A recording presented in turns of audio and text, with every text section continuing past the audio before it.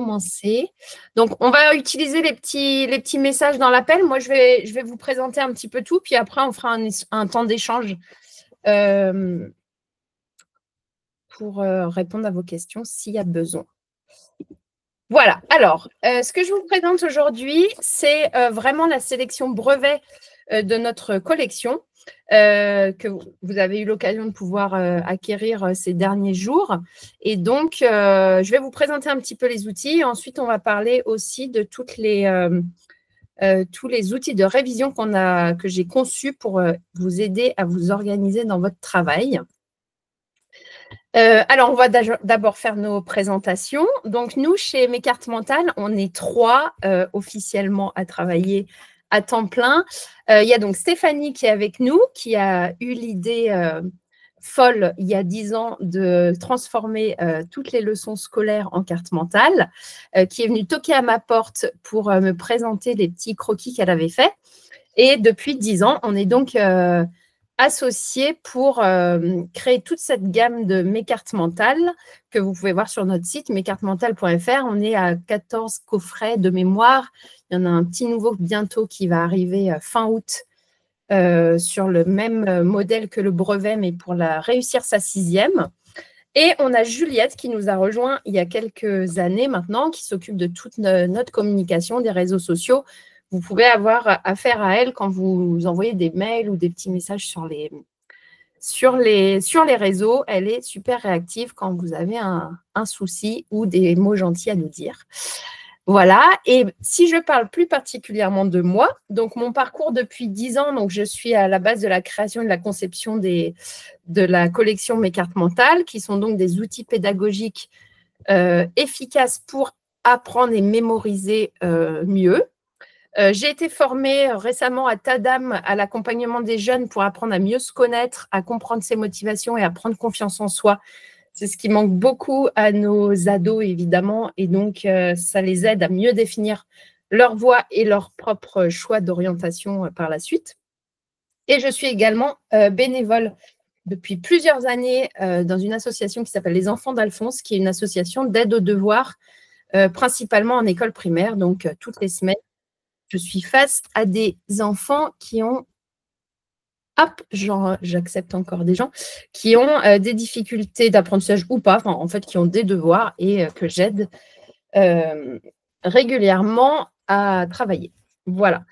Moi, j'aimerais bien que vous puissiez me dire un petit peu dans la zone message de l'appel qui vous êtes, parce que alors, je ne vois pas grand monde en caméra, je ne sais pas trop. Apparemment, il n'y a pas beaucoup de caméras. Est-ce que vous êtes plutôt des parents ou des ados qui sont en train de m'écouter? Ça m'intéresse aussi pour un petit peu orienter mon discours ou quand je vais parler des outils un petit peu plus spécifiquement savoir si vous êtes en cours de révision et sur la dernière ligne droite. Super, il y a des ados. Alors ça, je suis ravie. Top, top, top. Et des parents, bien sûr, qui ont envie d'aider leurs ados. Bon, ça, c'est chouette. Parents d'une 3e 10. Ah oui, alors dans ma présentation, j'ai oublié de dire aussi un petit détail qui peut avoir son importance. Je suis également maman de 2 filles, une qui passe son brevet dans quelques semaines. Donc, je suis en plein dedans, qui est 10... j'ai qui est un trouble dyslexique, voilà, excusez-moi. Et j'ai une deuxième qui vient de rentrer en 6e en septembre dernier, donc qui finit sa 6e. Donc voilà, je ne suis pas prof, je ne suis pas vos parents, je parle aux ados. J'ai envie que vous soyez sereins par rapport à l'examen qui arrive et j'ai envie de vous donner plein d'astuces pour essayer de vous aider. Donc là, je vais vous donner beaucoup d'infos. Prenez ce que vous avez à apprendre, ce qui vous parle. Vous n'êtes pas obligé de tout appliquer à la lettre. Mais en tout cas, s'il y a des choses qui peuvent vous aider, vous me direz aussi après s'il y a des détails dont vous voulez discuter avec moi. Alors, attendez, hop, je passe le slide. Donc, voilà, notre sélection de brevets, elle consiste toujours dans notre collection, on part d'un coffret. Ça, c'est vraiment nos premiers bébés. Donc, les coffrets, quand vous les ouvrez, il y a toujours des onglets. Suivant les matières, c'est les grands thèmes. Et là, dans le brevet, c'est notre premier coffret dans lequel vous allez retrouver différentes matières. D'habitude, on fait toujours des coffrets par matière, mais là, pour le brevet, évidemment, on a mis les matières phares de votre examen. Donc, vous retrouvez les fiches mémo de français, de maths. Histoire géo EMC, c'est un seul onglet puisque vous avez une seule épreuve pour ces 3 matières. Et on a mis un onglet oral qui nous semblait important parce que c'est vraiment une étape importante de votre examen et c'est nouveau, c'est un travail important pour vous. Donc voilà, là, dans ce coffret, vous allez, pour chaque onglet, retrouver l'essentiel des leçons à avoir comprises, tout en carte mentale. Donc, hop, je vais en prendre une au hasard. Voilà, le genre théâtral, les genres littéraires. Et recto verso, vous avez des cartes mentales pour retrouver l'essentiel. Donc, évidemment, vous n'avez pas le cours en détail.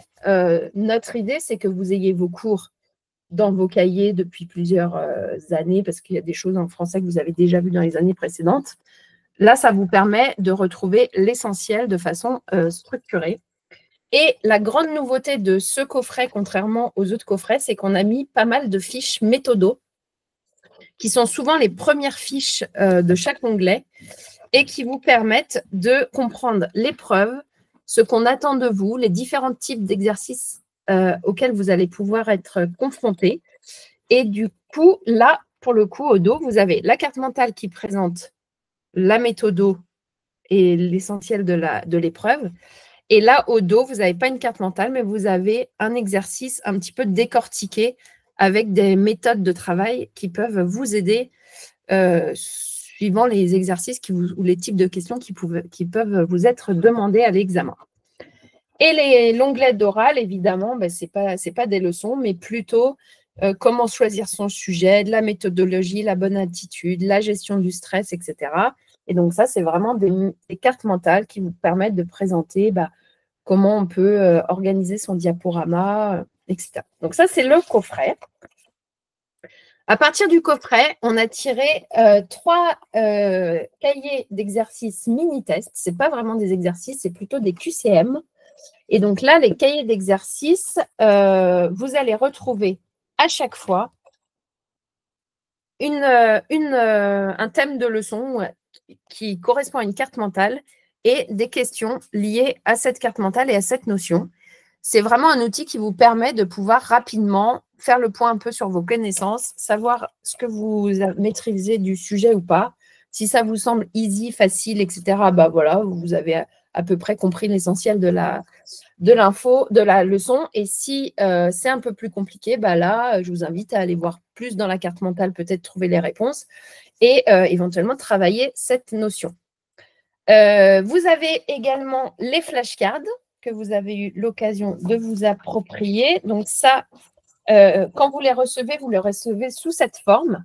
Donc, c'est des impressions cartonnées que vous avez à découper.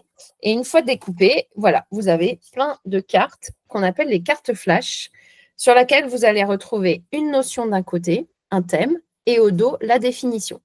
Donc, vous les avez en maths, en français, en histoire, en géo et en EMC. Ça, c'est un autre outil qui permet de travailler rapidement des notions pour savoir si on a compris qu'est-ce que c'est une cohabitation politique ou le registre littéraire polémique, c'est quoi? Voilà. Donc ça, c'est tout un tas de petites cartes qui vous permettent de revenir sur des notions et des sujets pour voir un petit peu vos connaissances. Tout ça, ce sont les outils imprimés et vous avez également un espace ressources en ligne que je vais plus vous détailler par la suite, où vous allez retrouver des tas d'informations complémentaires qui peuvent vous aider à utiliser ces outils. Parce que nous, chez Mes Cartes Mentales, le but, c'est que oui, vous avez fait l'acquisition d'outils, mais on a envie que vous les utilisiez et qu'ils ne soient pas sur l'étagère, inutiles et pas nécessaires dans vos révisions. Donc là, je vais vous donner plein d'idées de comment les utiliser et le but, c'est que vous les appropriez à votre manière.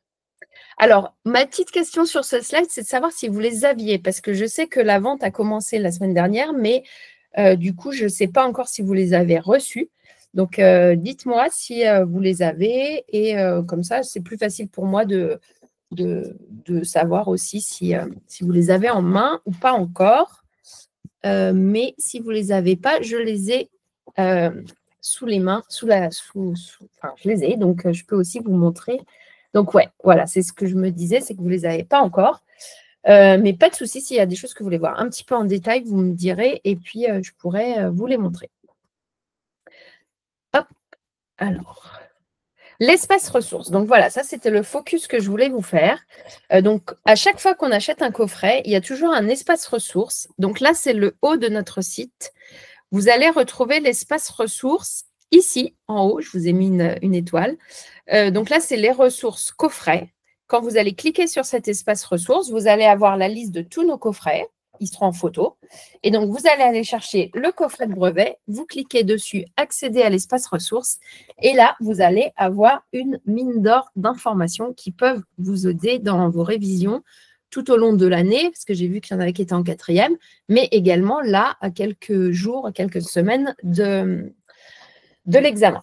Alors, je vous ai mis en focus un petit peu des choses que vous pouvez trouver dans l'espace ressources, mais je vous dis rapidement, il y a des cartes mentales organisation qui sont plutôt des cartes mentales comme ça, par exemple là où vous allez retrouver le planning des épreuves avec les épreuves et les dates officielles, les horaires, mais aussi la gestion du stress, des cartes un petit peu comme ça, méthode organisation. Il y a les corrigés de nos mini-tests que vous pouvez retrouver dans l'espace ressources. Donc là, vous aurez la liste des questions, mais avec les cases cochées, les bonnes cases cochées. Des outils de révision imprimés, ça, ce sont tous les outils que je vais vous montrer dans la suite. Vous avez tout en ligne à imprimer, donc pas obligé de faire des captures d'écran, vous allez tout retrouver. Les flashcards à imprimer, c'est-à-dire que ces petites flashcards, vous les avez… attendez, je crois qu'il y a encore des gens qui veulent arriver. Hop. Voilà, les petites flashcards, vous en avez à imprimer une partie et vous en avez des vierges si vous voulez compléter votre collection. Vous pouvez les imprimer à la maison et compléter votre collection avec le bon code couleur. Moi, j'aime bien quand tout est joli.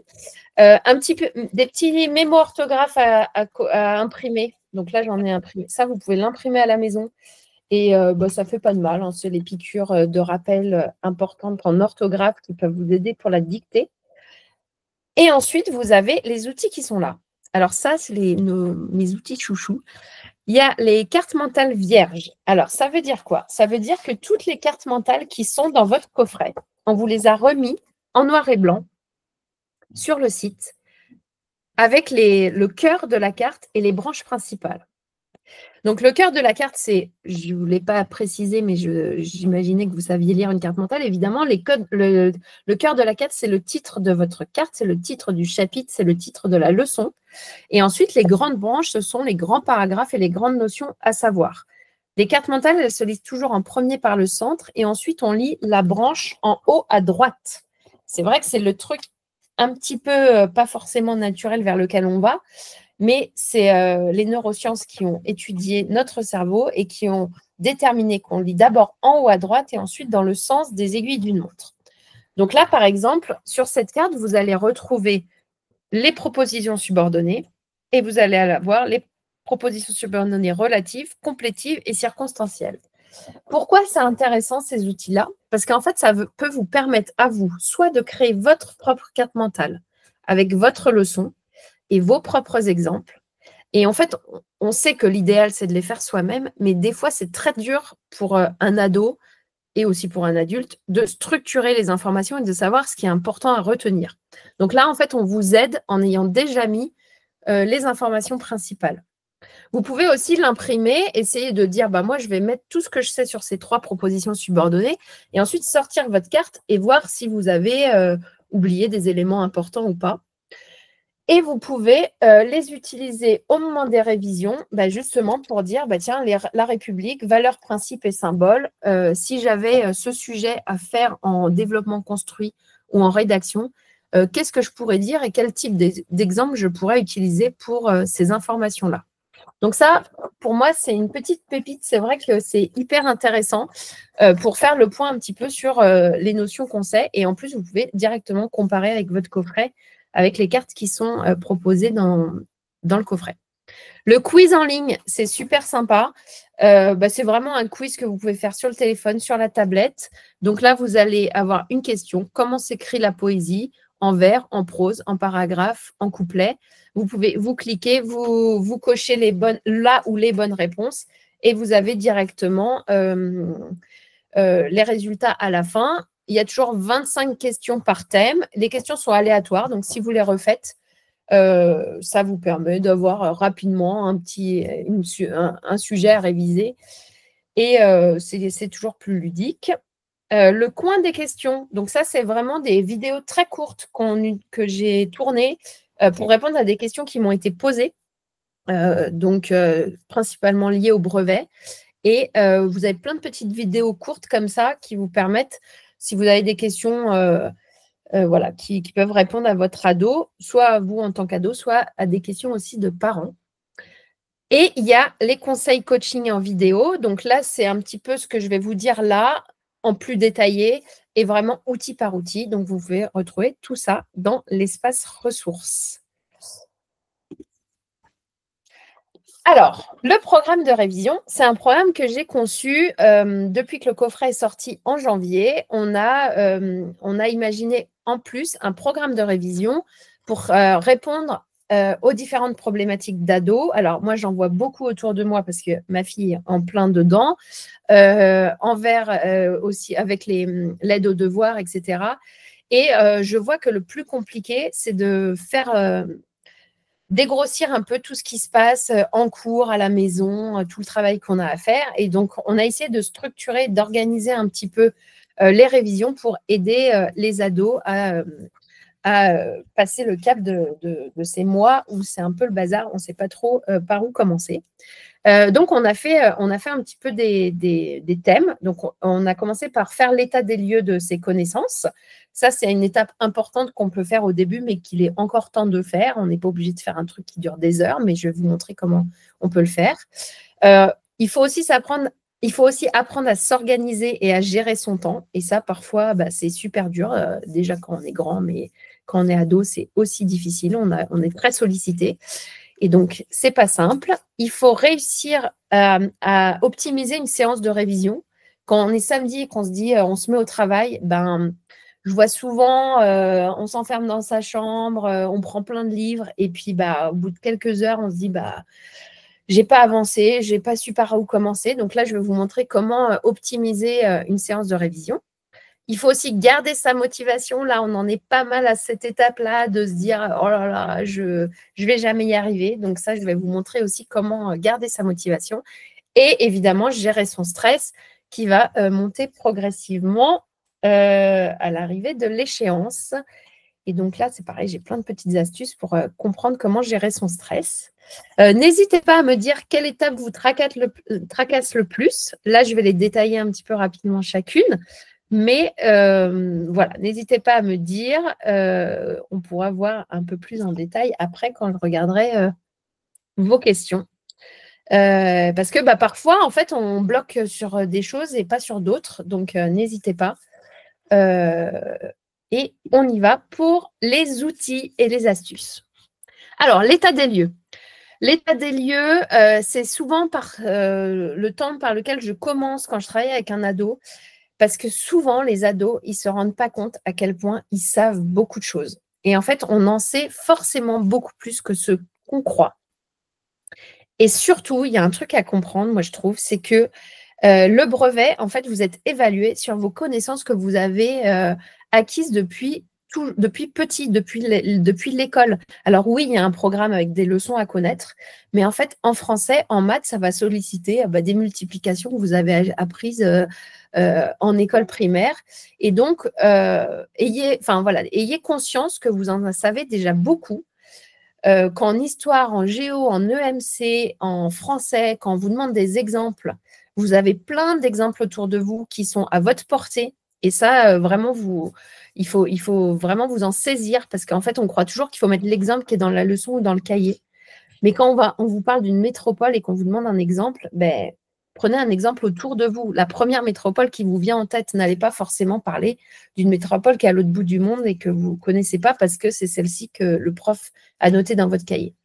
Donc, l'état des lieux, c'est un super outil pour déjà faire le point sur l'essentiel à connaître et comprendre ce qu'on a déjà vu. Alors, sur le site, dans notre ressource, vous allez trouver 2 outils. Soit les leçons à savoir, qui sont comme ceci, avec les grands thèmes que vous retrouvez dans le coffret de carte mentale.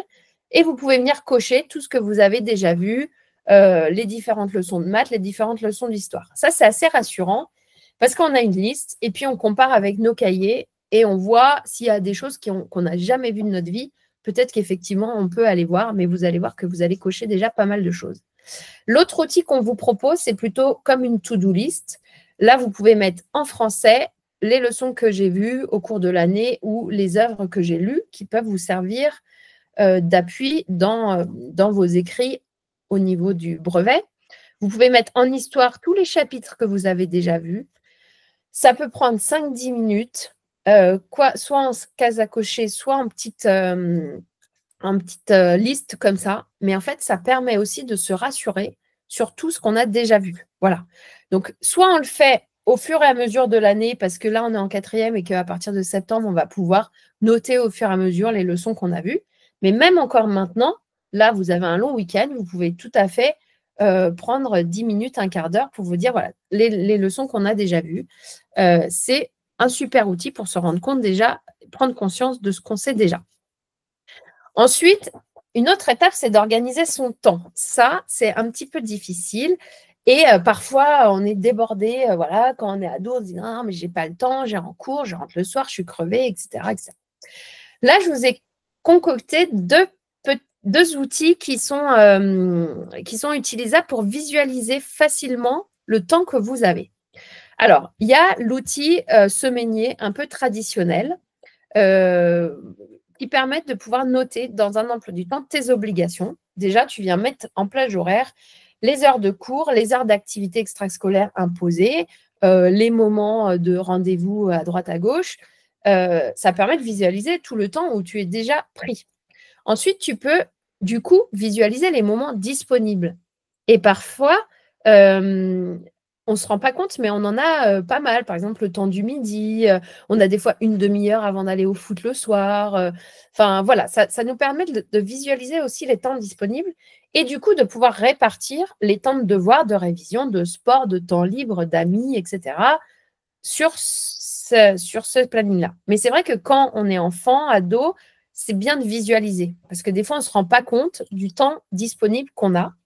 Et parfois, une demi-heure avant d'aller au foot, ça peut suffire pour prendre ses petites cartes flash et faire un petit tour de connaissances, faire un quiz en ligne, faire un QCM, voilà. Et c'est une demi-heure qu'on n'a pas perdue et on s'est dit, voilà, on a travaillé la leçon d'histoire du moment.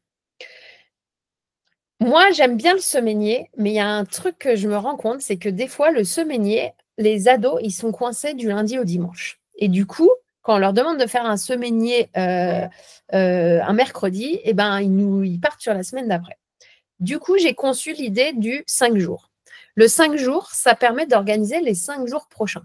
Donc, on est un mercredi ou on est un samedi. Samedi, on se fait le point sur ce qu'il y a à faire pour lundi, mardi, mercredi et du temps qui me reste, samedi, dimanche, lundi, mardi, mercredi. Et le mercredi, on peut refaire un petit programme de 5 jours. Et là, ça nous permet de l'associer à une to-do list des choses à faire. Donc, première étape, on note les choses à faire. Donc là, on prend son appli Pronote, École Directe, je ne sais pas quoi. On note déjà toutes les choses qu'il y a à faire pour les 5 prochains jours. Et on peut se noter là, à l'approche du brevet, des leçons à réviser, des annales à faire. Enfin voilà, on choisit les devoirs ou les révisions qu'on veut travailler. Et pareil, on met les plages horaires pas disponibles, voilà, les moments où on a déjà des obligations. Et parmi ça, on va venir caser. L'important, c'est d'essayer d'estimer le temps. Parce que ça, en fait, les ados, souvent, ils ne se rendent pas compte. Eux, ils ont 3 devoirs à faire, et ils disent qu'il y a 3 boulots à faire. Mais des fois, c'est quoi? Un exo d'anglais. OK, temps estimé, on peut dire un quart d'heure, 20 minutes, 10 minutes, j'en sais rien, en fonction du truc. Un DM de maths, temps estimé, un peu plus long. Et lire un bouquin ou lire une nouvelle, ou etc., ça peut être 1 heure, ou ça peut être 2 heures, ça peut être 3 heures. En fonction du temps qu'on a estimé, et des trous qu'on va avoir, eh ben, on va venir poser des charges de travail et on va pouvoir programmer un petit peu les 5 prochains jours. Et les 5 prochains jours, ça suffit. On n'est pas obligé d'aujourd'hui programmer tout notre programme de révision jusqu'au 26 juin, jour de l'épreuve. Voilà. Étape par étape, c'est très bien aussi. Et en fait, on peut, dans le temps imparti, en fonction du temps estimé, se dire, ah bah oui, l'exercice qu'on a prévu de faire 10 minutes, en fait, la demi-heure que j'ai avant le sport, bah peut-être que je peux les faire. Là, hop, mon exo d'anglais, ça y est, fini. Même si c'est 3 jours avant. Par contre, le livre que j'ai à lire, peut-être pour dans 10 jours, je vais peut-être me mettre une demi-heure, pourquoi pas, avant d'aller au sport, mais aussi 3/4 d'heure samedi et puis une demi-heure dimanche matin quand je vais me réveiller, hop, je prends mon bouquin. Donc là, on peut aussi organiser son temps comme ça, en saucissonnant un peu un devoir qui nous semble plus long. Mais en tout cas, voilà, ce sont des outils qui permettent de visualiser pour les ados. Parfois, ça les aide. Donc, une fois qu'on a organisé son temps, il faut aussi organiser son travail. Et en fait, prendre conscience des révisions qu'on a déjà faites, qu'on n'a pas besoin de faire, des notions qui nous semblent simples, des notions qui nous semblent plus compliquées. Ça, pourquoi je l'ai conçu? Parce qu'en fait, je me rends compte que souvent, un enfant ou un ado qui a bien compris une leçon, il va aller faire les annales, il va aller faire les révisions, il va aller faire les QCM, il va aller faire le quiz en ligne. Voilà, ma fille, elle adore Thalès et Pythagore. Ça a été un peu long à débloquer, mais maintenant qu'elle l'a débloqué, elle adore aller faire ces annales-là. Sauf qu'en fait, ce n'est pas le focus sur lequel il faut travailler. En général, les choses sur lesquelles on est à l'aise, évidemment, on a plutôt envie d'aller vers ça, mais il faut aussi essayer de comprendre vers quoi ça bloque et où sont les difficultés, et du coup, essayer d'aller s'organiser vers cette voie-là. C'est pas facile parce que c'est en général les trucs vers lesquels on n'a pas trop envie d'aller. Donc là, j'ai conçu 2 outils pour organiser son travail. Il y a le suivi. Alors là, c'est plutôt dans l'idée de donner des idées d'activités à faire pour suivre ces leçons. Donc ici, on peut venir noter les notions, les leçons. Voilà, les genres littéraires, en histoire, la Première Guerre mondiale, la Seconde Guerre mondiale, la guerre froide. Et ensuite, là, j'ai fait des petites étapes. On peut lire son cours, c'est une première façon de réviser. On peut faire un résumé, une fiche. On peut faire une carte mentale. On peut faire des cartes flash des définitions de la leçon, que ce soit en maths, en français, en histoire, en géo. On peut faire les mini-tests que vous avez, les mini-tests que je vous ai montrés. On peut faire des exos et on peut faire des annales à ce sujet. Donc, en fait, là, l'idée, c'est de vous montrer tout ce qu'on peut faire pour varier aussi les outils de révision autour de cette leçon. Et le fait de varier, ça va réactiver notre mémoire. C'est-à-dire qu'on peut se dire, aujourd'hui, j'ai lu la leçon et j'ai fait un résumé. Dans 3 jours, je vais faire la carte mentale et peut-être les cartes flash des définitions dont j'ai besoin. Et puis, la semaine prochaine ou dans 15 jours, je viendrai faire un mini-test, des exos, des annales, etc. Là, l'idée, c'est qu'une fois que vous avez noté votre leçon, essayez de varier et de ne pas relire 10 fois la leçon. Peut-être que vous aurez besoin de la relire plusieurs fois pour faire les fiches, etc. Mais en fait, voilà, les mini-tests, si vous les avez faits, peut-être les faire sur une autre leçon ou faire des annales à propos d'autres sujets. Là, c'est plutôt, je vous donne des idées et vous venez cocher ce que vous voulez. En même temps, cet outil-là, il fait un peu peur parce qu'il y a plein de choses à faire. Quand on liste les leçons, on se dit « Ouh là là, c'est infini, c'est énorme ». Donc, j'en ai fait un plus simple que j'ai appelé les 3 actions. Parce qu'en fait, chaque petit pas compte et c'est important aussi d'adapter la ressource à la notion. Parce que là, je vous dis de faire des cartes flash. Mais en fait, il y a peut-être des leçons sur lesquelles la carte flash, qui est vraiment une définition, un mot, une notion derrière, ça ne va pas forcément s'adapter. Donc, vous ne bloquez pas sur cette idée-là. Là, ce que je vous propose, c'est de venir noter une leçon et de noter 3 trucs que vous avez faits autour de cette leçon. Est-ce que vous avez fait des exos? Est-ce que vous avez fait un DM? Est-ce que vous avez fait la double page de mini-test? Est-ce que vous avez fait une fiche, etc. Et là, vous allez vous rendre compte que il y a des notions sur lesquelles vous n'avez rien fait du tout et d'autres où vous avez fait beaucoup de choses. Et là, en fait, voilà, avec 3 étapes, c'est déjà super bien. Ça vous permet de réactiver la mémoire, de retenir à plus long terme et de pouvoir avancer dans vos révisions. Et, ah ouais, le petit focus smiley, là, c'est vraiment pour vous, comment vous gérez. C'est bien de prendre aussi des fois quelques secondes pour se dire, en fait, là, Thalès, Pythagore, la Seconde Guerre mondiale, comment je le gère? Bon, top, j'ai aucun problème, j'aime bien, j'ai compris, quand je fais des exercices, ça passe, on le valide. Cool, j'ai à peu près compris la leçon, mais alors quand je suis face à des exos, des développements construits, des choses à rédiger, je galère un petit peu. Et bof, bah c'est ouais, vous n'avez pas trop capté, ça bloque, ça vous agace un peu et c'est un truc qui vous avez pas de sens. Ben ok, on coche bof. Alors après, effectivement, souvent, c'est du coup plutôt vers là qu'il faut aller creuser, quoi. Parce que, en fait, les trucs qui sont en vert, bah super, vous les avez acquises. Ça ne sert à rien de venir cocher toutes les étoiles. Bon, en général, c'est la partie de plaisir, mais en fait, ça vous permet, grâce au smiley, de voir aussi vers où il faut aller creuser. Voilà. Donc ça, tout ça, pour prendre conscience un petit peu de ce qu'on a à faire. Alors, réviser efficace, ça, ce sont des outils plutôt au moment de la séance de travail. Ok, on est un mercredi, on est à samedi, on est un soir, je me mets à travailler. Comment je gère les quelques heures qui arrivent pour pas me perdre dans le brouillard de mon cerveau? Là, je vous ai conçu des outils pour essayer de travailler moins, mais mieux. Et du coup, je me suis appuyée sur des méthodes qui existent. Par exemple, la méthode Pomodoro, c'est une méthode qui a été déterminée par un neuroscientifique aussi, et qui permet et qui a expliqué que le cerveau, il est capable de se concentrer de façon optimum 25 minutes. Bon, là, c'est 25 minutes.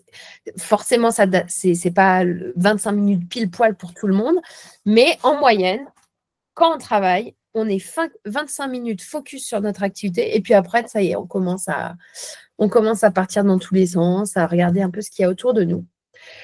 Donc, en sachant ça, on peut très bien se dire, OK, je travaille 25 minutes et ensuite je fais une pause de 5 minutes. Ça, c'est ce qui est recommandé. Faire une pause, c'est vraiment se lever, aller faire un tour, aller boire un coup, pas forcément partir sur les écrans ou le téléphone parce que forcément, on se fait happer par le truc et puis en général, ça dure plus de 5 minutes.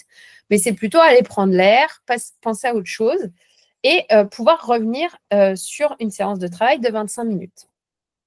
Dans l'idéal, on peut enchaîner 4 cycles de 25 minutes, 5 minutes. Ça veut dire une séance de 2 heures de travail. Et ensuite, il faut vraiment s'accorder une pause plus longue si on est arrivé déjà à 2 heures de travail consécutif. C'est super bien. En faisant cette technique, on va vraiment améliorer la concentration et éviter la fatigue mentale qu'on peut avoir quand on reste tout l'après-midi dans sa chambre à essayer de se mettre au travail. Et ça va surtout nous permettre de rester motivés sur le long terme. Donc là, vous avez cet outil qui est téléchargeable dans notre espace qui va vous permettre justement d'organiser une séance de travail sur ce type de méthode Pomodoro.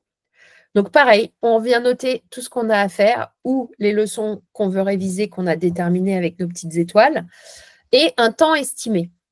Toujours le temps estimé, c'est important pour vous parce que vous allez vous rendre compte voilà, que si vous avez 3 exercices de 10 minutes, que vous estimez à 10 minutes, réviser 10 verbes irréguliers en anglais, par exemple, peut-être vous pouvez le faire pendant 10 minutes, ça suffit.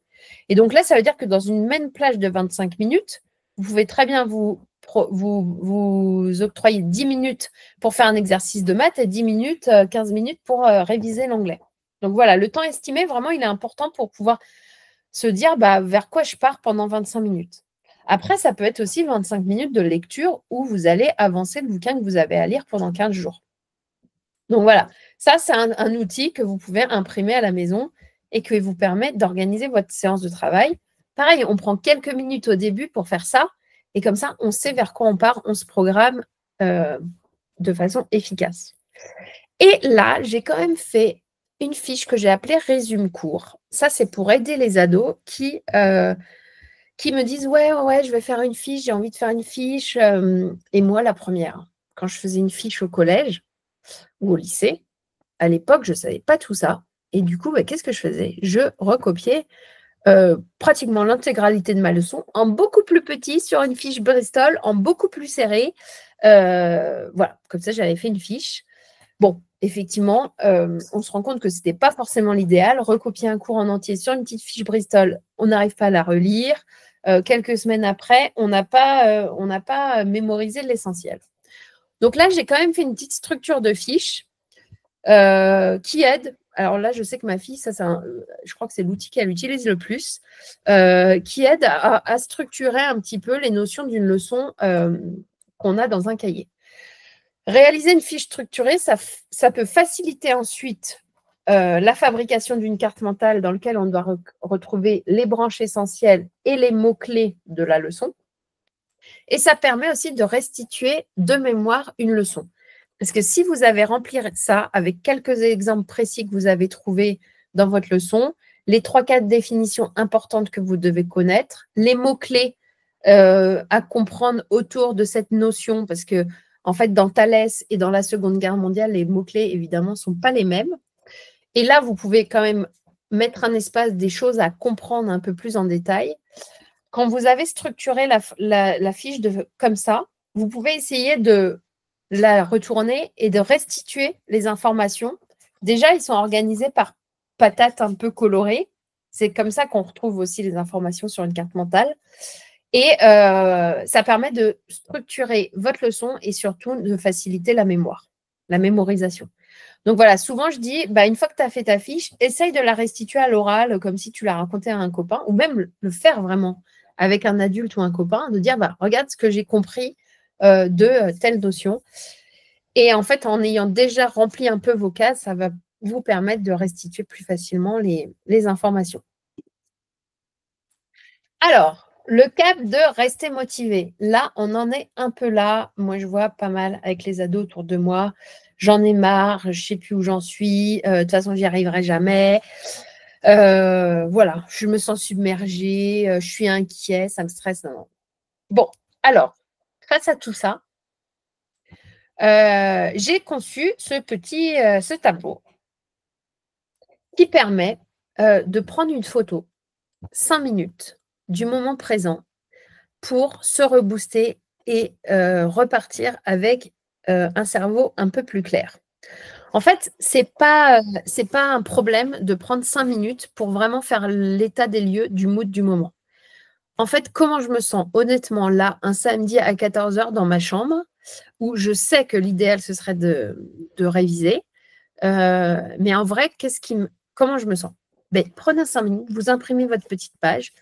Là, en plus, je vous ai mis des étiquettes avec déjà des adjectifs. Et ce que je propose, c'est de le faire en ayant un mot, le mood du moment résumé en un mot. On n'est pas obligé de partir dans un journal intime où on va raconter pendant 10 pages. Mais en un mot, là, comment je me sens? Mou, inquiet, stressé, etc. Vous mettez votre petite étiquette ou votre mot ici. De ce mot-là, vous allez avoir une intention que vous allez pouvoir poser. En tenant compte de ce que vous ressentez, quelle serait votre intention? Ouais, je suis mou. Eh ben, mon intention, ce serait de m'y mettre, quoi.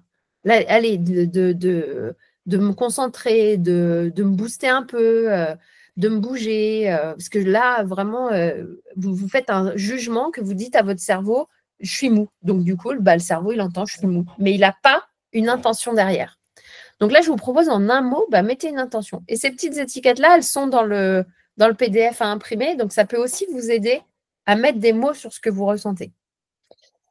Ensuite, je vous ai mis quand même une petite crainte du moment parce que ça, en fait, on peut s'autoriser à noter ce qui nous tracasse, ce qui nous fait peur. Ça peut être vraiment, ça m'énerve parce que machin, il m'a mal parlé.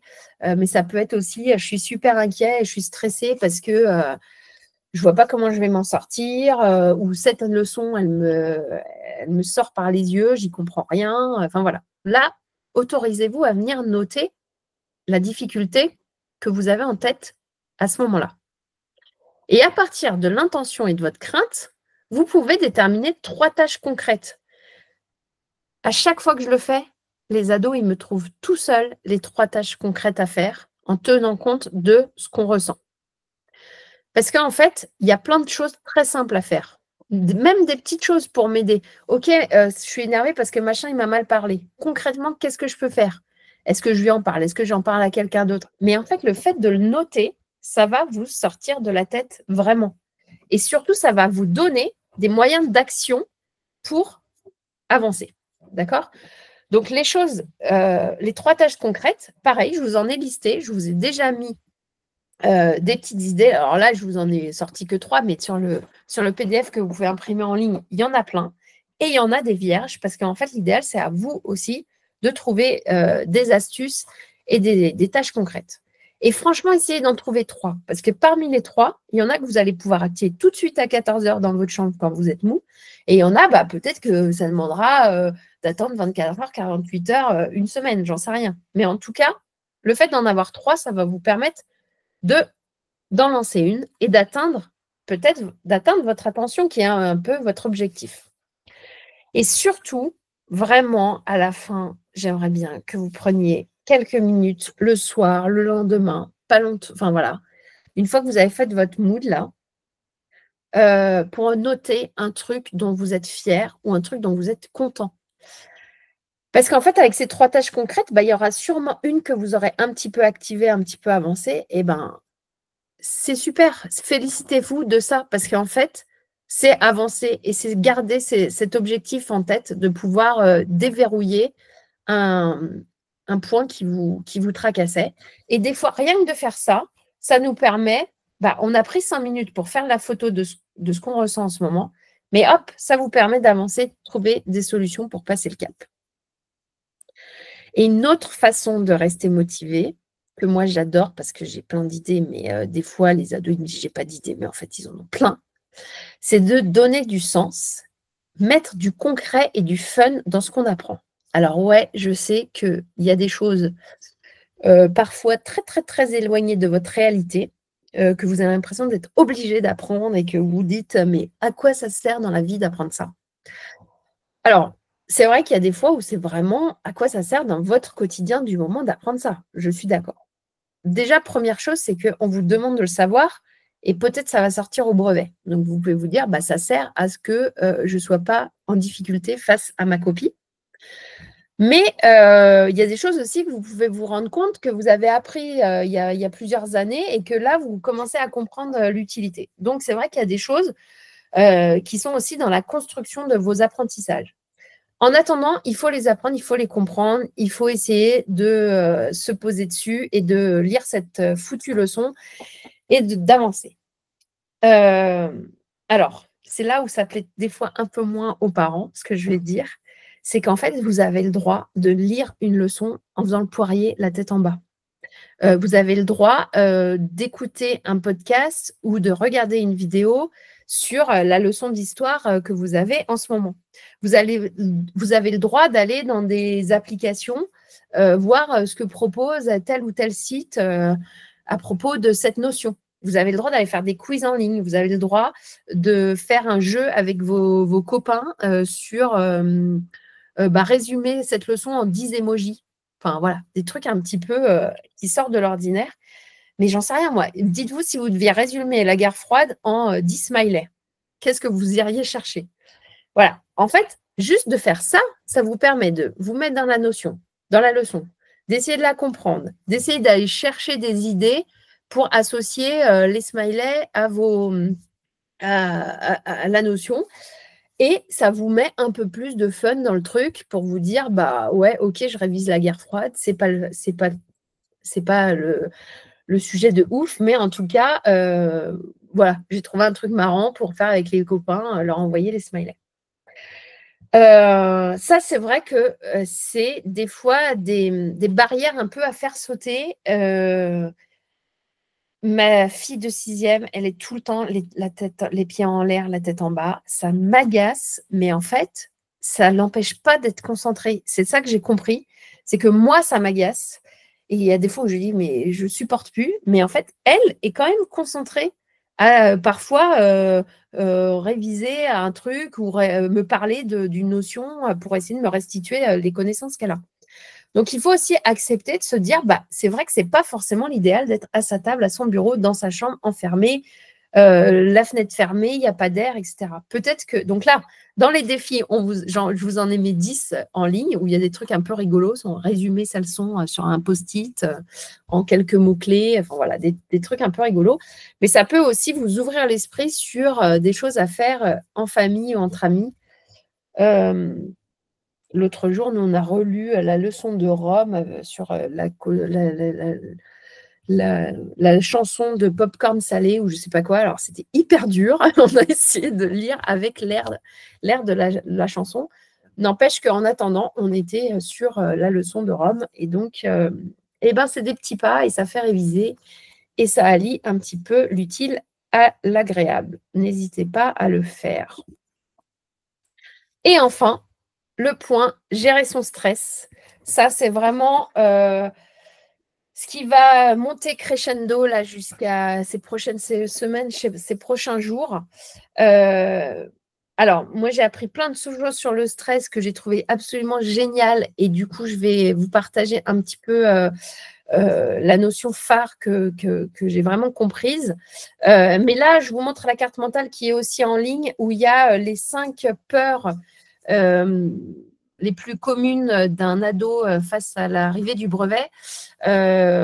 Donc, voilà, vous allez retrouver ces informations-là. Je ne vais pas vous les dire en détail, mais à chaque fois, pareil, on propose une astuce et vous pouvez vous l'imprimer, l'avoir sous les yeux et comme ça, vous organisez les jours qui vont précéder.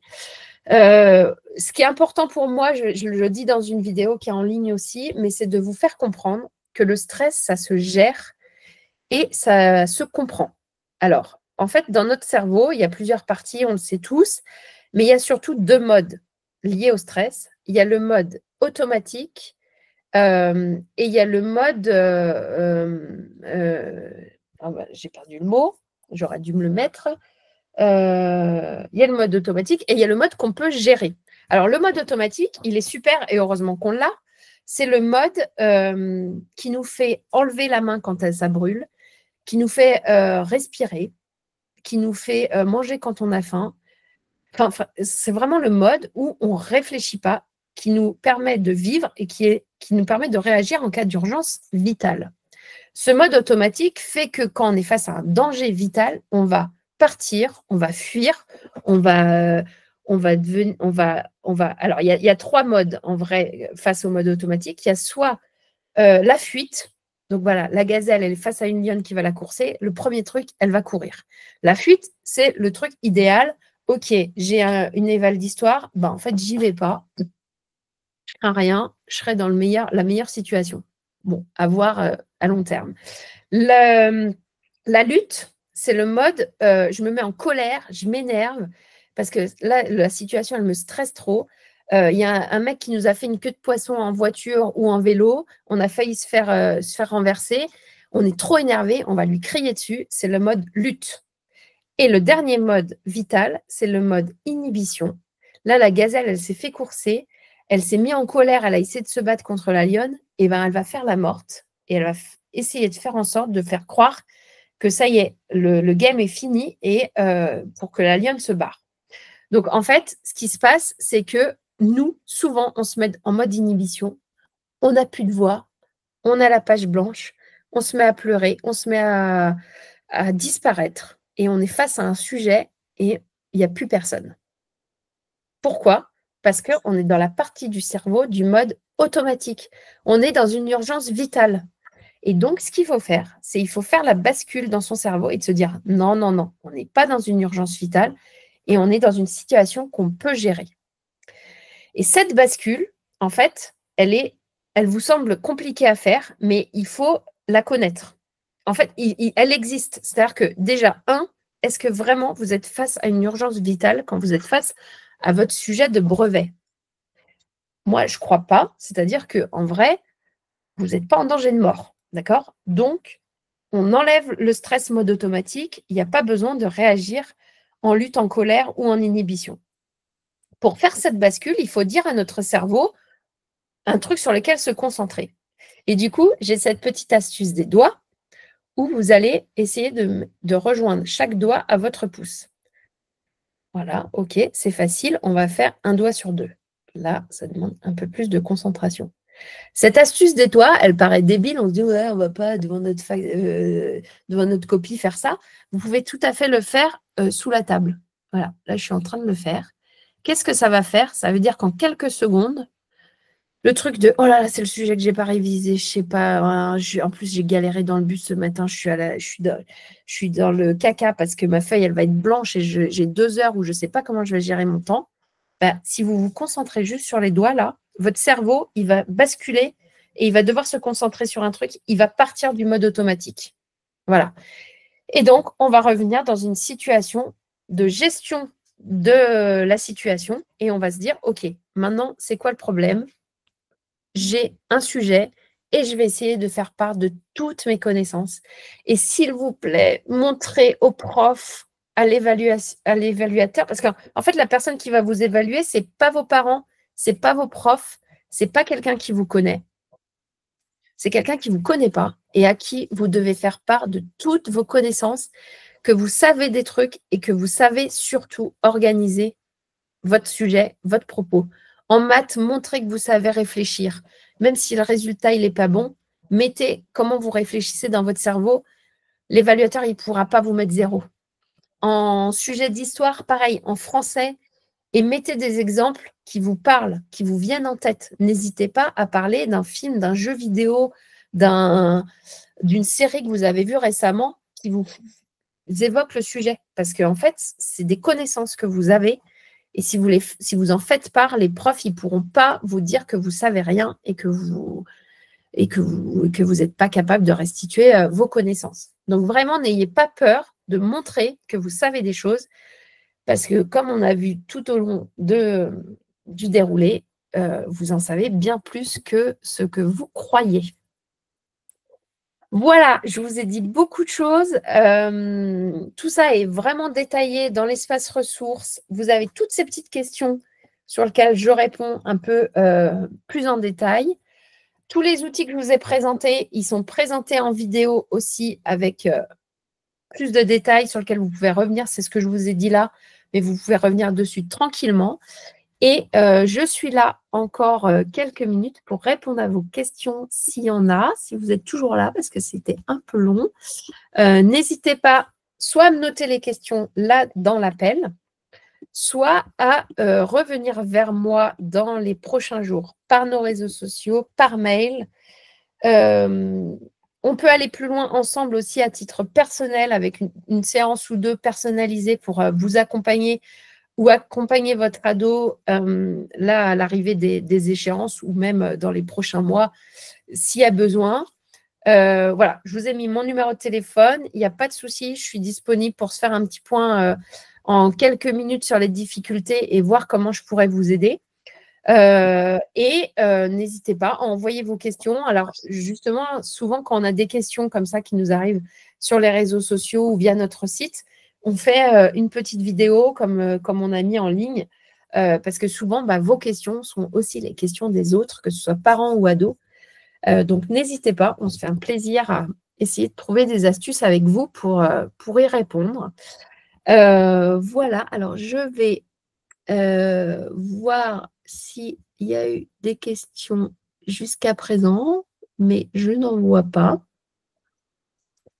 Donc, n'hésitez pas. Si vous en avez, vous pouvez l'écrire dans le message en ligne. Vous pouvez faire toc-toc aussi, je crois, si jamais vous voulez prendre la parole. Voilà, j'espère surtout que je vous ai… Alors, je vous ai donné tellement d'outils que si vous êtes ado, là, ne vous dites pas qu'il faut aller tout imprimer et tout remplir. Vraiment, c'est plein d'outils pour débloquer différentes difficultés. Si tout vous plaît, faites tout, il n'y a pas de problème, mais c'est vrai que c'est quand même conséquent. Mais surtout, s'il y a un truc qui bloque, allez vous télécharger le petit programme, le mood du moment. Ça, c'est vraiment un temps important que vous pouvez faire et pour vous remotiver. Les défis un peu fun. Voilà, ça, c'est… Alors, comment accéder à l'espace ressources ? Je l'ai mis dans les tout premiers slides, mais effectivement, peut-être que tout le monde n'était pas encore arrivé. L'espace ressources, il est en ligne sur notre site internet mescartesmentales.fr.